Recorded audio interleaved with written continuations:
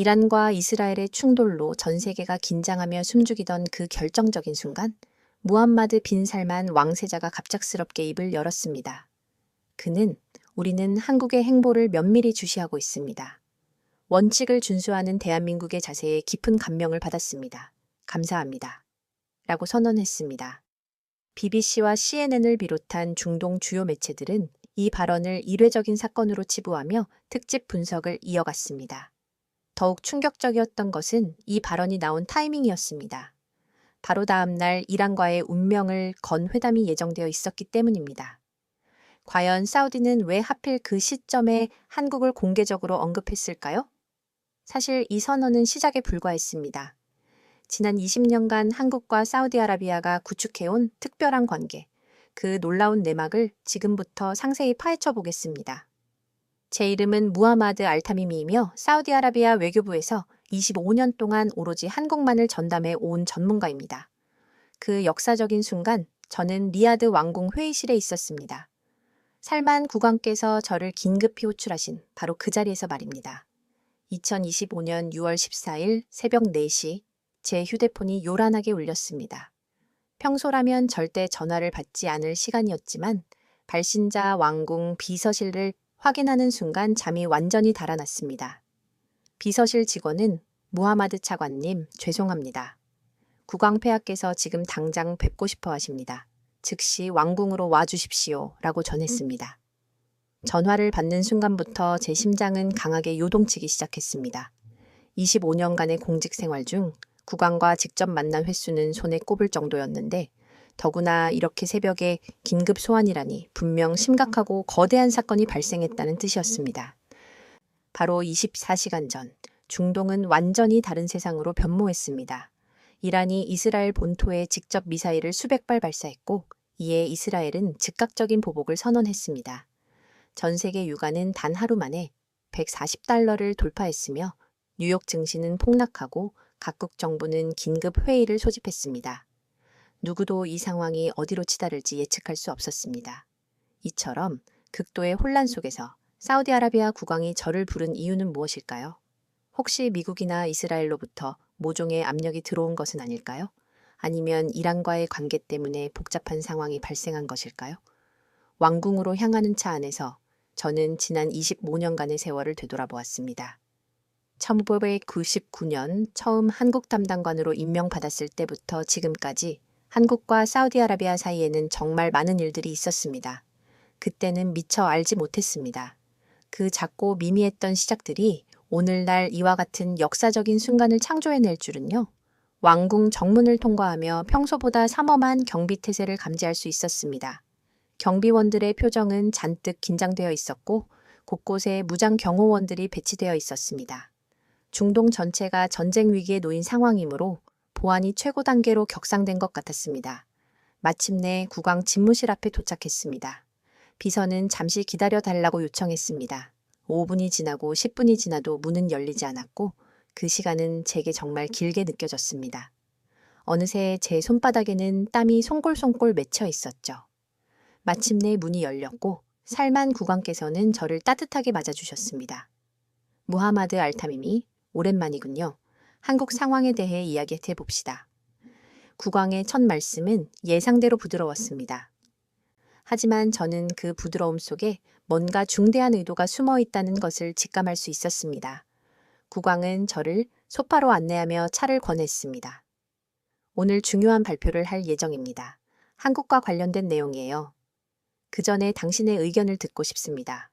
25년간 한국을 지켜본 전문가로서 말입니다. 그런데 다음 순간 국왕이 던진 질문은 정말 예상치 못한 것이었습니다. 솔직히 말해보시오. 이 혼란스러운 상황에서 우리가 정말로 신뢰하고 의지할 수 있는 나라가 어디일까요?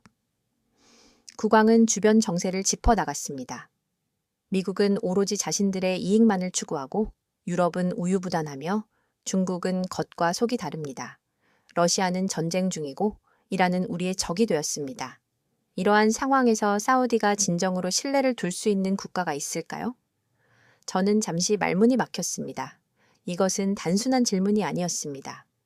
국왕이 앞으로 사우디아라비아의 외교 노선을 결정하려는 가장 중요한 순간이었던 것입니다.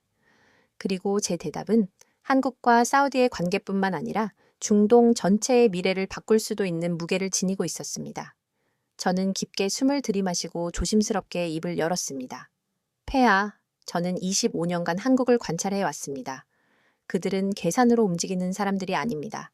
원칙으로 움직이는 사람들입니다. 그리고 저는 그 원칙이 진실되다는 것을 확신합니다. 국왕의 눈빛이 달라졌습니다. 그렇다면 구체적으로 설명해 보시오. 왜 그렇게 확신하는지 말입니다. 다른 나라들과 한국이 어떻게 차별화되는지 구체적인 신뢰를 들어보시오. 그 순간 저는 깨달았습니다. 지금이 바로 지난 25년간의 모든 경험을 상세히 알아야 할 때라는 것을요. 이야기는 1999년 모든 것이 시작된 그 해로 거슬러 올라갑니다. 당시 저는 갓 30살이 된 사우디 외교부의 말단 공무원이었습니다.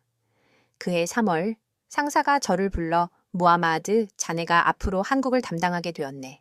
첫 출장을 가서 현지 상황을 파악해 오게 라고 지시했습니다. 솔직히 말해서 그때까지 한국에 대해 아는 지식은 거의 없었습니다. 아시아의 네 마리 용 중 하나라는 것, 그리고 우리에게서 석유를 수입해가는 고객이라는 정도였죠. 하지만 서울에 도착하자마자 저는 엄청난 충격에 휩싸였습니다. 공항에서부터 분위기가 달랐습니다. 김포공항에 내리는 순간 공기 중에 뭔가 비장하고 결의에 찬 느낌이 감돌고 있었습니다. 그때는 아시아 금융위기가 한국을 강타한 지 1년이 지난 시점이었습니다. 아시아의 네 마리 용이라 불리던 모든 국가가 어려움에 처해 있었어요. 하지만 각 나라의 대응 방식은 완전히 달랐습니다. 대만은 경제 상황이 어렵다는 이유로 우리에게 석유 수입 계약 물량을 50%나 줄여달라고 요청했습니다. 홍콩은 더욱 교묘하게 접근했습니다. 중국 본토를 경유하여 우회 수입하겠다며 단가를 대폭 인하해달라고 압박했고, 그렇지 않으면 다른 곳에서 구매하겠다고 노골적으로 말했습니다. 싱가포르는 아예 계약 조건을 전면 재협상하자고 요구했습니다. 지불 조건도 현금에서 외상으로 변경해 달라는 등 사실상 계약 파기에 가까운 요구를 해왔습니다. 그러나 한국만은 달랐습니다. 그들은 기존 계약을 그대로 이행하겠다고 했습니다. 더욱 놀라운 것은 다른 나라들과는 달리 현금으로 즉시 결제하겠다고 했다는 점입니다. 처음에는 도무지 이해할 수 없었습니다. 한국 역시 똑같이 경제 위기를 겪고 있는데 왜 이런 이례적인 선택을 하는 것일까요? 그 답을 찾기 위해 저는 서울 시내를 돌아다니기 시작했습니다. 그리고 곧 믿을 수 없는 광경을 목격하게 되었습니다. 명동거리에서 본 것은 정말 충격적이었습니다. 금은방 앞에 시민들이 긴 줄을 서 있는 것이었습니다. 그것도 금을 사러 온 것이 아니라 팔기 위해 온 것이었습니다. 할머니들은 평생 모은 금반지를 내놓았고 신혼부부는 결혼반지까지 뺏어 가져왔습니다. 어떤 아이는 엄마 손을 잡고 와서 자신의 금 목걸이를 내놓기도 했습니다. 가장 충격적이었던 것은 그들의 표정이었습니다. 슬프거나 억지로 하는 표정이 아니라 오히려 나라를 위한 자랑스러움이 묻어나는 표정이었습니다. 한 할머니는 이 반지 50년 동안 꼈는데 이제 나라를 위해 쓸 때가 왔구나 라고 말하는 것을 들었습니다. 호텔로 돌아가는 길에 만난 한국 외교부 관리가 상황을 설명해 주었습니다. 무하마드 차관님, 지금 우리나라는 금 모으기 운동을 진행하고 있습니다. 국가 부채를 갚기 위해 온 국민이 자발적으로 금을 내놓고 있어요. 자발적으로요? 네, 누구의 강요도 아닙니다. 나라가 어려우니 국민들이 먼저 나선 거예요. 우리는 빚을 갚을 때까지 사치를 포기했습니다. 그날 밤 호텔에서 한국 뉴스를 시청했습니다. KBS 뉴스에서는 올림픽 금메달리스트들이 자신의 금메달까지 내놓는 모습을 보도하고 있었습니다. 전국에서 3일 만에 목표량의 30%에 해당하는 200톤의 금이 모였다는 소식이었습니다. 저는 그날 밤 일기에 이렇게 적었습니다. 이 나라는 절대 망하지 않을 것이다. 이런 국민을 가진 나라가 어떻게 망할 수 있겠는가. 그런데 더 놀라운 일이 기다리고 있었습니다. 다음 날 아침 한국 정부 관계자가 저를 찾아왔습니다. 차관님, 죄송하지만 우리 상황을 이해해 주십시오. 지금 당장은 어렵지만 약속은 반드시 지키겠습니다. 계약대로 석유를 공급해 주시면 대금은 정확히 지불하겠습니다. 그 말을 듣고 저는 깨달았습니다. 한국이 계약을 이행하려는 이유가 단순히 경제적 계산 때문이 아니라는 것을요. 그들에게는 약속이라는 것이 돈보다 훨씬 중요한 가치였던 것입니다. 사우디로 돌아가서 저는 상부에 보고했습니다. 한국은 다른 나라와 다릅니다. 그들은 어려울 때일수록 원칙을 지키려 한답니다. 우리가 특별히 관리해야 할 나라입니다. 그때부터 사우디 정부 내부에서 한국에 대한 인식이 변화하기 시작했습니다. 단순히 석유를 사가는 고객이 아니라 진심으로 신뢰할 수 있는 장기적인 파트너로 보기 시작한 것입니다. 하지만 이것은 시작에 불과했습니다. 진짜 시험은 몇 년 후에 찾아왔습니다. 2001년 9월 11일, 그날은 제 인생뿐만 아니라 전 세계 역사가 바뀐 날이었습니다. 아침 일찍 사무실에 나갔는데 동료가 급하게 뛰어와 무하마드, 큰일 났어. 미국에서 테러가 일어났어. 라고 소리쳤습니다. 텔레비전을 켜는 순간 뉴욕의 세계 무역센터 쌍둥이 빌딩이 무너지는 경악스러운 광경을 목격했습니다. 그리고 곧 더 충격적인 소식이 들려왔습니다. 테러범들 중 대부분이 사우디 국적이라는 것이었습니다. 그 순간부터 사우디아라비아에 대한 전 세계의 시선이 완전히 바뀌었습니다. 우리는 하루아침에 테러 지원국으로 의심받기 시작했습니다. 가장 힘들었던 것은 제 개인적인 상황이었습니다. 제 큰아들 하마드가 그때 미국 하버드 대학교에서 경영학을 유학하고 있었는데 갑자기 연락이 끊어진 것입니다. 며칠 후 간신히 연락이 닿았지만 아들의 목소리는 완전히 달라져 있었습니다. 아버지, 여기 상황이 정말 심각해요. 사우디 학생들은 모두 숨어 지내고 있어요. 길에서 아랍어로 전화하면 사람들이 저를 무서워해요. 아들은 몸은 괜찮은데 마음이 힘들어요. 친구들도 저를 이상하게 보고 룸메이트도 이사 간다고 해가버려요. 라며 절망감을 토로했습니다. 20살 청년이 감당하기에는 너무나 무거운 현실이었습니다. 그런 상황에서 기적 같은 일이 일어났습니다. 아들에게서 다시 전화가 왔는데 이번에는 목소리가 밝아져 있었습니다. 아버지, 한국 친구들이 저를 도와주고 있어요. 하버드에 한국 유학생들이 있었는데 그 친구들이 제가 사우디 출신이라는 것을 알고도 오히려 더 친하게 지내자고 하더라는 겁니다. 한국 학생 중 한 명인 지훈이라는 친구가 하마드에게 하마드, 너는 테러범이 아니잖아. 몇몇 나쁜 사람들 때문에 모든 사우디 사람들을 나쁘다고 생각하는 건 잘못된 거야. 우리는 네가 너무 어떤 사람인지 알고 있어. 라고 말했다고 합니다. 다른 한국 학생들도 마찬가지였습니다. 오히려 하마드를 더 챙겨주려 했고 함께 식사하고 도서관에서 같이 공부했습니다. 왜 그러냐고 물었더니 한국도 오해받은 경험이 많다고 하더라고요. 일본 때문에 한국도 잘못 알려진 적이 많아서 다른 나라가 오해받는 기분을 잘 안다는 것이었습니다. 그 이야기를 듣고 저는 또 한 번 한국이라는 나라의 특별함을 느꼈습니다. 사실 그때 전 세계적으로 반아랍, 반이슬람 정서가 극에 달해 있었습니다. 미국은 물론 유럽, 심지어 아시아 국가들까지도 사우디를 의심하는 분위기였습니다. 일본은 노골적으로 사우디와의 거리 두기를 시작하며 석유 의존도를 줄이겠다고 대한에너지 개발에 박차를 가했습니다. 일본 언론들은 연일 사우디 왕실과 빌라덴 가문의 연결고리를 의혹으로 제기했습니다. 유럽 역시 금융 거래를 재검토하기 시작했습니다. 하지만 한국만은 달랐습니다. 한국 정부의 공식 입장은 명확했습니다. 테러는 어떤 이유로도 정당화될 수 없으며 이슬람과 테러를 동일시해서는 안 된다. 사우디아라비아 국민들 역시 테러의 피해자이다. 한국 언론들도 균형 잡힌 보도를 했고 무고한 사우디 국민들이 차별받아서는 안 된다고 강조했습니다. 더 놀라운 것은 한국 시민들의 반응이었습니다. 서울에 있는 사우디 대사관 앞에 한국 시민들이 찾아와 위로의 꽃다발을 놓았습니다. 그들이 든 피켓에는 테러에는 국적이 없습니다. 사우디 친구들을 응원합니다. 라고 적혀 있었습니다. 저는 그 소식에 깊은 감동을 받았습니다. 전 세계가 우리를 의심하고 고립시킬 때 한국만은 우리를 이해해 주려고 했던 것입니다. 그의 말, 저는 다시 한국을 방문했습니다. 서울대학교 국제대학원에서 공부하던 한국 학생들과 대화할 기회가 있었는데 한 학생이 저에게 차관님, 저희는 사우디아라비아가 평화를 사랑하는 나라라는 것을 알고 있어요. 몇몇 나쁜 사람들의 행동으로 전체를 판단하는 건 잘못된 거죠? 라고 말했습니다. 다른 학생은 한국도 여러 번 오해받은 경험이 있어요. 일제강점기 때는 일본과 구별되지 않았고 한국전쟁 때는 공산주의 국가로 오해받기도 했죠. 그래서 다른 나라가 오해받는 마음을 더 잘 이해할 수 있는 것 같아요. 라고 덧붙였습니다. 저는 한국의 이런 태도가 단순한 외교적 수사가 아니라 진정한 역사적 경험에서 우러나온 것이라는 것을 깨달았습니다.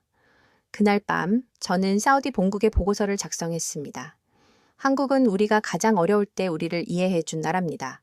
이런 우정은 절대 잊어서는 안 됩니다. 하지만 저는 이것이 한국과 사우디 사이에 특별한 관계의 시작에 불과하다는 것을 아직 알지 못했습니다. 2008년 제 인생에서 가장 절망적인 순간이 찾아왔습니다. 그해 여름 제 조카 자이드가 갑자기 쓰러졌습니다. 제 형의 아들인 자이드는 당시 12살이었고 저에게는 친아들 같은 존재였습니다. 병원에서 진단받은 결과는 충격적이었습니다. 급성 림프 구성 백혈병, 그것도 매우 악성인 상태였습니다. 킹 파이살 전문 병원에서 치료를 받았지만 상황은 악화일로였습니다. 주치의는 솔직하게 현재 치료법으로는 한계가 있습니다. 해외 병원을 알아보시는 게 좋겠습니다.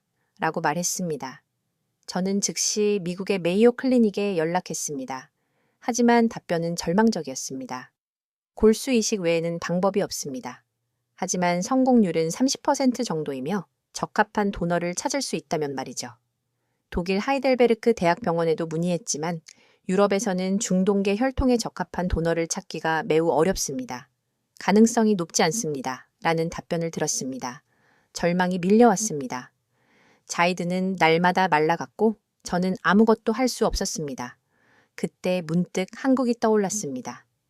그동안 한국 의료진들이 국제학회에서 발표한 논문들을 본 기억이 있었거든요.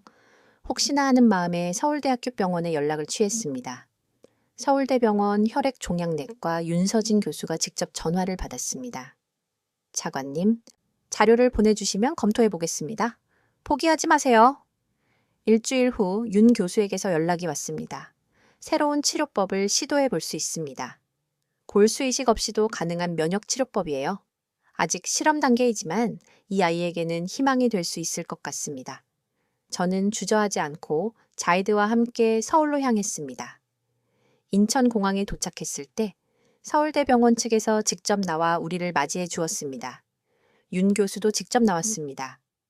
자이드, 안녕? 삼촌이 내 이야기를 많이 해주었어. 우리가 꼭 도와줄게. 자이드는 처음에는 낯설어했지만 윤 교수의 따뜻한 미소에 금세 마음을 열었습니다. 치료가 시작되었습니다. 하루 8시간씩 주 5번의 면역 치료였습니다. 자이드는 힘들어했지만 용감하게 견뎠습니다. 가장 감동적이었던 것은 한국 의료진들의 정성이었습니다. 의사와 간호사들은 물론 심지어 청소하는 아주머니까지도 자이드를 자신의 손자처럼 돌봐주었습니다. 특히 이영숙 간병인은 정말 특별했습니다. 50대 중반의 그분은 자이드를 친손자처럼 돌보며 자이드야, 밥 먹어야 해. 안 먹으면 병이 안 나. 라고 타이르셨습니다. 자이드가 한국 음식을 낯설어하자 이 간병인은 중동 음식을 직접 배워서 만들어 주었습니다. 인터넷으로 레시피를 찾아 후무스와 팔라펠을 만들어 온 것입니다. 아줌마가 만든 거 어때? 집에서 먹던 맛이랑 비슷해? 자이드는 눈물을 글썽이며 맛있어요. 고마워요. 라고 대답했습니다. 이 간병인은 그 말을 듣고 더 열심히 그 요리를 배웠고 심지어 아랍어도 조금씩 배워서 자이드와 간단한 대화를 나눌 수 있게 되었습니다. 치료 과정은 순탄하지 않았습니다. 부작용도 심했고 자이드가 포기하고 싶어 할 때도 많았지만 한국 사람들의 따뜻한 관심이 우리에게 힘을 주었습니다. 윤 교수는 매일 상태를 체크하며 오늘 검사 결과가 어제보다 좋아졌어. 이 속도면 곧 나을 거야. 라며 희망적인 말을 해주었습니다. 간호사들도 자이드가 힘들어하면 곁에 앉아서 한국 동화책을 읽어주기도 했습니다. 그렇게 몇십 경달이 지났습니다. 마침내 윤 교수가 기적 같은 소식을 전해주었습니다. 완치되었습니다. 더 이상 암세포가 발견되지 않아요. 저는 그 자리에서 울음을 터뜨렸고 윤 교수와 이영숙 간병인, 간호사들도 모두 함께 울었습니다. 자이드는 그때 한국어로 고마워요. 정말 고마워요. 라고 말했습니다. 이 간병인이 가르쳐준 말이었습니다. 나중에 커서 한국어를 더 잘 배워서 다시 올게요. 한국을 떠나는 날, 인천공항에는 치료진 전체가 배웅 나왔습니다. 윤 교수가 자이드에게 한국 전통 인형을 선물로 주며 이 인형이 너를 항상 지켜줄 거야. 그리고 잊지 마. 한국에는 너를 사랑하는 사람들이 많다는 걸 이라고 말했습니다. 사우디로 돌아간 후 왕실에서는 한국 의료진에게 특별 훈장을 수여했습니다. 살만 국왕도 직접 감사 서한을 보내 한국 의료진들이 보여준 정성과 사랑에 깊은 감사를 드립니다. 이것이 진정한 인류애라고 생각합니다. 라고 전했습니다. 하지만 가장 의미 있었던 것은 자이드의 변화였습니다. 자이드는 그 후로 한국에 대해 깊은 애정을 갖게 되었습니다. 한국어를 계속 공부했고 한국대학교에 진학하겠다는 꿈도 갖게 되었습니다. 삼촌, 저는 커서 한국과 사우디를 연결하는 일을 하고 싶어요. 이영숙 간병인 같은 마음을 가진 사람들이 더 많아졌으면 좋겠어요. 그때 저는 깨달았습니다. 이것이야말로 진정한 외교라는 것을요. 정부 간의 거래가 아니라 사람과 사람 사이의 진심 어린 관계 말입니다. 자이드의 완치 소식은 사우디 정부 내에서도 큰 화제가 되었고 한국에 대한 인식이 한층 더 좋아졌습니다. 한국은 단순한 경제 파트너가 아니라 진정한 친구다. 그것이 그때부터 사우디 정부의 공식적인 대한국 인식이 되었습니다. 2011년 중동 전체가 아랍의 봄이라는 거대한 변화의 소용돌이에 휘말렸습니다. 이 사건은 우리 사우디에게도 큰 도전이었습니다. 튀니지에서 시작된 시위가 순식간에 번져 대통령이 축출되었고 이어서 이집트의 무바라크 대통령마저 물러났습니다. 리비아와 시리아까지 중동의 강력한 독재자들이 위기에 처하자 사우디 왕실은 이 민주화 바람이 사우디까지 불어올까 깊이 우려했습니다. 왕실 회의에서는 격론이 벌어졌지만 저는 한국의 경험을 떠올렸습니다. 한국도 80년대에 매우 평화적으로 민주화를 겪지 않았습니까? 저는 상부에 한국의 민주화 경험을 참고해보면 어떻겠습니까? 그들은 급진적 변화 없이도 민주화를 이루어냈습니다. 라고 건의했습니다. 그해 여름 저는 한국을 방문했습니다. 공식적으로는 에너지 협력 논의였지만 실제로는 한국의 민주화 경험을 배우러 간 것이었습니다. 서울대학교 정치외교학부 윤태환 교수 87년 6월 항쟁 경험자를 만났습니다. 교수님, 한국은 어떻게 평화적으로 민주화를 이룰 수 있었나요? 윤 교수의 답변은 인상적이었습니다. 갑작스러운 변화보다는 점진적인 개혁이 중요했습니다. 그리고 무엇보다 국민과 정부가 대화로 해결하려고 노력했습니다. 핵심은 적절한 시점에 적절한 개혁을 하는 것이었습니다. 윤 교수는 계속 설명했습니다. 한국의 민주화는 외부 압력 때문이 아니라 내부의 필요에 의한 것이었어요. 결정적인 동력은 한국 국민의 의지였습니다. 저는 사우디도 무작정 변화를 거부할 것이 아니라 한국처럼 점진적 개혁을 추진해야 한다는 것을 깨달았습니다. 몇 달 후 사우디 정부는 비전 2003북을 발표했습니다. 이는 한국의 조언이 크게 반영된 결과였습니다. 비전 2003조북은 급진적인 정치개혁이 아니라 경제와 사회의 점진적인 현대화를 추구했습니다. 여성의 사회 참여 확대, 엔터테인먼트 산업 개방, 경제 다각화 등이 주요 내용이었으며 이 모든 변화가 왕실 주도로 내부의 필요에 의한 자발적 개혁으로 이루어졌습니다. 이명박 대통령이 사우디를 방문했을 때 했던 개혁은 마라톤과 같습니다. 꾸준히 지속적으로 나아가는 것이 중요해요. 라는 조언은 사우디 지도부에 큰 감명을 주었습니다. 이 경험을 통해 사우디 정부는 한국을 단순한 경제 파트너가 아니라 지혜로운 조언자로 인식하게 되었습니다. 하지만 진짜 시험은 아직 남아 있었습니다. 2014년 4월 예상치 못한 위기가 찾아왔습니다. 사우디에서 시작된 메르스 바이러스가 전 세계로 확산되기 시작한 것입니다. 치사율이 30%가 넘는 무서운 질병이었습니다. 지금 더 큰 문제는 이 바이러스가 사우디에서 시작되었다는 점 때문에 전 세계가 사우디를 원망하는 목소리를 터뜨렸다는 것입니다. 특히 2015년 5월 한국에서 메르스가 대규모로 확산되었을 때 저는 정말 절망적이었습니다. 15년간 쌓아온 한국과의 신뢰가 하루아침에 무너지는 것 같았거든요. 한국에서는 사우디 여행 금지령이 내려졌고 한국 언론들은 사우디의 안일한 대응을 비판했습니다.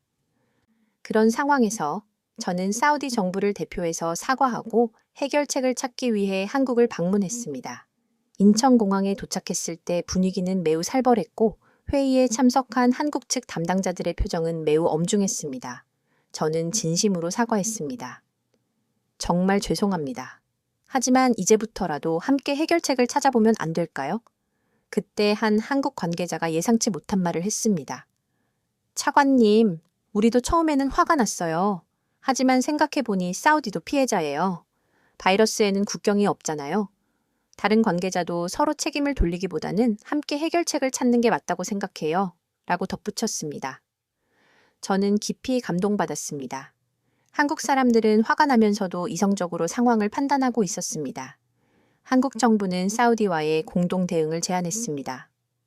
바이러스 정보를 완전히 공개하고 공동 연구팀을 구성해 봅시다. 함께 이 위기를 극복해야 해요. 그렇게 사우디 한국 메르스 공동 연구팀이 구성되었습니다. 한국의 IT 기술과 사우디의 풍부한 임상 경험이 결합되자 놀라운 결과가 나타났습니다. 특히 한국이 개발한 스마트폰 기반 접촉자 추적 앱은 혁신적이었고 이를 사우디에 도입하자 확산을 효과적으로 차단할 수 있었습니다. 한국의 정은경 박사와 사우디 압둘라 연구원 등 양국 연구진들은 밤낮 없이 연구에 매진했습니다. 정 박사는 바이러스는 국경을 가리지 않아요. 우리가 이기려면 함께 싸워야 해요. 라고 말했습니다. 1년간의 공동 연구 끝에 우리는 메르스를 효과적으로 통제할 수 있는 시스템을 구축했습니다. 이 시스템은 나중에 세계보건기구에서 표준 모델로 채택되기도 했습니다. 더 중요한 것은 이 과정에서 양국 간의 신뢰가 오히려 더 깊어졌다는 점이었습니다. 위기를 함께 극복하면서 진정한 파트너십이 무엇인지 깨달았거든요. 한국 국민들의 인식도 완전히 바뀌었고 한국 언론은 위기 속에서 빛난 한 사우디 협력 모델이라고 보도했습니다. 나중에 이때 구축된 방역 시스템이 한국의 K-방역 모델의 토대가 되었다는 것을 알았을 때 저는 정말 자랑스러웠습니다. 2017년 6월 5일 걸프 지역 역사상 최악의 분열인 카타르 단교 사태가 시작되었습니다. 사우디를 포함한 아랍 4개국이 카타르와의 외교 관계를 단절했고 카타르는 완전히 고립되었습니다. 하늘길, 바닷길, 육로까지 봉쇄되었고 식량 부족 사태에 직면했습니다. 국제사회의 반응이 엇갈리는 가운데 한국 정부의 반응은 독특했습니다. 한국은 어느 편도 들지 않으며 한국은 분단의 아픔을 겪고 있는 나라로서 형제 국가들 간의 분열을 보는 것이 매우 안타깝습니다. 대화를 통한 평화적 해결을 간절히 바랍니다. 라고 발표했습니다. 한국은 자신들의 아픈 경험을 바탕으로 우리 상황을 바라보고 있었던 것입니다. 며칠 후 한국 외교부에서 저에게 비공식 중재를 제안했습니다. 공식적인 중재자가 되겠다는 것이 아니라 뒤에서 조용히 도울 수 있는 방법을 찾고 싶어요. 살만 국왕 역시 한국이라면 신뢰할 수 있다. 그들의 제안을 들어보자. 라며 긍정적인 반응을 보였습니다. 비밀리에 서울을 방문하여 강경화 외교부 장관을 만났습니다. 강 장관은 저희가 편을 가르려는 게 아니에요. 다만 대화가 단절되면 오해만 더 깊어진다는 걸 말씀드리고 싶어요. 라고 했습니다. 한국이 제시한 해결 방안은 정말 지혜로웠습니다. 공개적인 중재보다는 한국이 중간에서 메시지를 전달하는 비공식 대화 창구, 메신저 역할을 하자는 것이었습니다. 한국 외교관들은 양측의 감정적 표현을 순화하여 전달하며 실질적인 대화 가능성을 열어갔습니다. 3년 반이나 계속된 봉쇄였지만 2021년 1월 걸프 화해가 이루어졌을 때 사우디 왕실은 한국의 역할을 잊지 않았습니다. 국왕은 직접 윤석열 대통령에게 감사 전화를 걸어 한국의 조용한 노력이 오늘의 화해를 가능하게 했습니다. 진정한 친구는 어려울 때 함께 해주는 사람이라는 걸 다시 한번 깨달았습니다. 라고 말했습니다. 이 사건을 통해 한국은 중동에서 믿을 수 있는 균형 잡힌 중재자로 인정받게 되었습니다. 2020년 3월 도쿄 올림픽을 앞두고 일본 외무성이 각국 외교부에 독도를 다케시마로 표기하겠다는 공문을 보냈습니다. 일본 대사는 사우디 외교부를 찾아와 국제법과 경제협력 관계를 언급하며 일본의 입장을 지지해달라고 압박했습니다. 저는 즉답을 피하고 관련 자료를 조사하기 시작했습니다. 저는 독도 문제와 팔레스타인 문제 사이에 묘한 유사점이 있다는 것을 발견했습니다. 두 경우 모두 강대국이 약소국의 영토를 차지하려 한다는 공통점이 있었고 역사적 정의의 문제라는 관점이었습니다. 저는 상부의 독도 문제는 역사적 정의의 문제입니다. 사우디도 영토 분쟁을 겪고 있는 입장에서 역사적 정의를 지지하는 것이 원칙에 맞습니다. 라고 보고했습니다. 외교부 장관은 무하마드 잔의 말이 맞다. 우리가 팔레스타인 문제에서 역사적 정의를 주장하면서 다른 곳에서는 강대국 편을 들 수는 없지 않겠나? 라고 답했습니다. 경제적 이익을 주장하는 의견도 있었지만 저는 사우디아라비아는 원칙을 중시하는 나라입니다.